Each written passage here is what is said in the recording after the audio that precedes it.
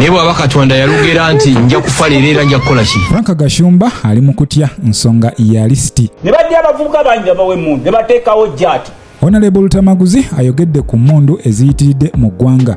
Ye omuyimbi Martha Mukisa Maziga Merere so ng'ate Kapakati agamba nagamba kaakano akatambi mukwano akalaga omuyindi engeri gye yakubiddwamu amasasi. Byonna mbikuletedde n'ebisingakaawo weekuumire ku Jika Media otambule n'okumanya. Butereevu ntandise n'omukulu Frank Gashumba. Frank Gashumba ono tukimanyi bulungi nti emabegakaawo ono no yali alwanirira omuntu wa wansi wabula ate yavaayo mwanattu ne yegatta ku kibiina ekya MK Movement.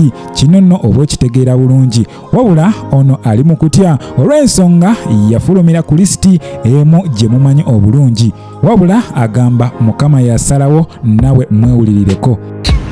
Tamale tefe tuddako nti mwe muddako efe tuddako okufa naye bw'aba Katonda yalugera nti nja kufa leero era nja kukola ki. Ojja kufa. Nja kufa. But ekiri important mu kino kyonna nti kiki ekitutuusizaawo. Leero luno zakudde okunywa nkugambye bangi bakyalama bangi batambulira mu kutya.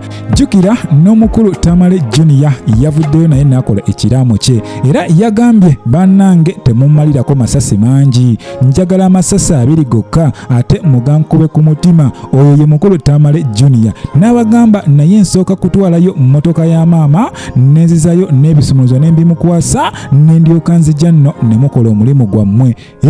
Oyo Tamale Junior bw'atyo bwe yalaamye. Nagambye baminisita bagenda tandika okwambala bulletproof era kati bagenda zirinnyisa. Ffenna tukimanyi bulungi nti ate abakwata mmundu ennaku zino bafuuse bannampulira zibi era nga buli omu akozesa emmundu nga bw'ayagala. Kati nno omukulu Honorable Tamaguzi avuddeyo n'ayogera ku nsonga eno nawe mwewulirireko. Kakati Mwami Museveni bateekawo obukundikundi bungi mu bitongole by'okwerinda. Waliwo akatongole ke bayitanga Wembule ne badde abavubuka bangi ne babawa emmundu. Obwo bonna obubinja Mwami Museveni yali ayiseeko abadde babukulira nti mukola ki ennaku zino kubanga balina emmundu mubawa. Munnange musajja mukulu oyo namwe mumwewuliriddeko owaaye nawe ogenda ne weebuuza mu butuufu abantu abo bo kati we bamala ekintu badda ku ki?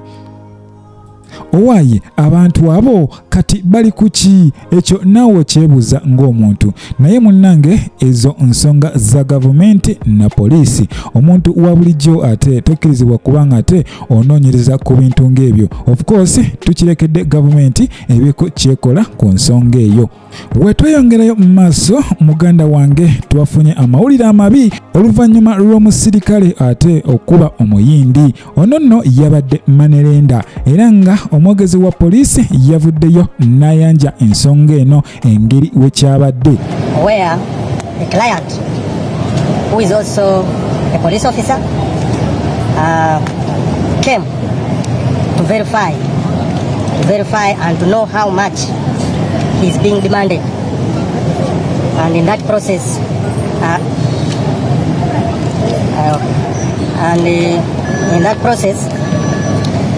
we are still analyzing the CCTV footage. Of course adda mu mboozi tagiwoomya nammwe mumwewuliriddeko naye abaffe eggwanga liragawa ensi eragawa. Bino ebintu we bituuse mukanda wange byetaaga kwasa Mukama Katonda anti ye yatonda ensi eno era yamanyi gyeraga yamanyi gyagenda ogikumya yamanyi kyayagala kibeere yamanyi kyayagala kireme kubeera. Kale Mukama Katonda ate tusaba otasse eggwanga Uganda. Of course wetweyongerayo maaso muganda wange anti Martha Mukisa mwanatono yamaliriza konsati ye naye muganda wange ogenda kuwulira ebigambo anti Kapakati amaze akabanga nga mugamba munnange lwaki tosazaamu konsati eyo lwaki togisazaamu nga ndaba tonnatuuka ndaba okyabulamu wabula Martha Mukisa yamuzeemu gwe yalabye eggwire lyange erisembyeyo mwanatu wategedde bye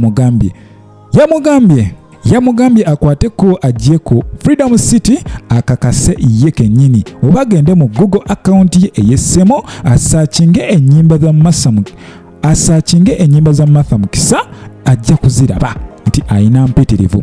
Wabula nga wolaba mu bifaananyi ebyo munnange ye concert ya mwana muwala Martha Mukisa.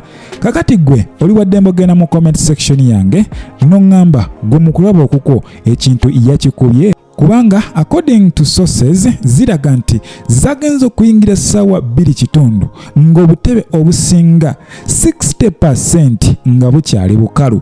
Kitegeeza abantu babadde bajja nga bamusoobe. Kino nno kyatuukako ne ku muyimbi Harmonize, yatuuka mu kifo nga tewali bantu wabula yagenda mu maaso n'ayimbira abo abaaliwo, era Martha Mukisa abadde alina okuyimbira munnange abo basobodde okujja, wabula n'omuyimbi Tomudi naye yabaddeyo nnyo, era ono ategeezezza ensonga lwaki Martha Mukisa ekivvulo kimutuddemu. Ono nno agambye Martha Mukisa kituufu abadde tali ku ground. Martha Mukisa ennyimba ennungi zo azirina naye tali ku ground, abantu tebannamutegeera. Kyovulaba ebiseera ebisinga omuyimbi you have to brand yourself. Kyekiri kapakati kye yagambye Martha Mukisa, namugamba nze nina brand esinga n'ennyimba zange obunene. Sawa zino wotimba ekivulu n'otekako Eddie Kenzo, eyo brand. Ne waba talina hit song brand Eddie Kenzo oba olina okukola oba olina okujjuza. Of course tetumanyi oba kapakati yagenze n'anyanya ku nsasi, naye nga kyo kye yayogedde kirabika kyabaddewo. Gwe oli wa ddembe okuba n'endowooza yo, naye nga okusinziira ku information flowing up eraga nti ekivulu kino tekibadde successful nga we kibadde kisuubirwa. Ayinza okuba nga afunyeyo ku bantu, naye si beebo abantu be tubadde tusuubira ku kivulu oba ku konsati ng'eno. Nyongera okujjukiza mukwano gwange nti oli ku Jika Media, ensibuko y'amawulire gyekuumireko otambule n'okumanya.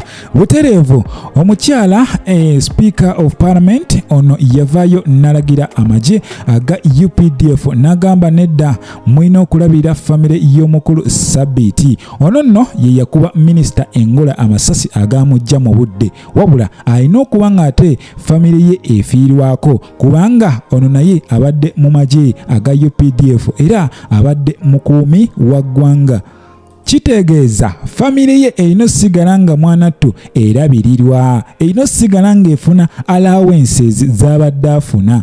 Jjukira omukulembeze w'eggwanga ate yavaayo n'agamba no more allowances for guards. Kati simanyi oba allowances bagenda bawa zaaki. Kati nawo wembuliza allowances zigenda kuvaawa ezirabira famire eno, naye nga obwo buvunaanyizibwa bwa gavumenti kw'ossa n'amagye ate okulabira famire y'ono omugenzi, yadde nga yettabwesi naye yali wa mugaso mu ggwanga lino Uganda. Of course nyongera okwebaza gwe eyeekuumira ku Jika Media, nkugamba nti okola kyamaanyi nnyo. Gwe tanaba kubanga osubscribinga osuubwa mukwano gwange, genda maaso osubscribinge, likinga, ogendeko ne mu comment section awo obeeko ky'oŋŋamba.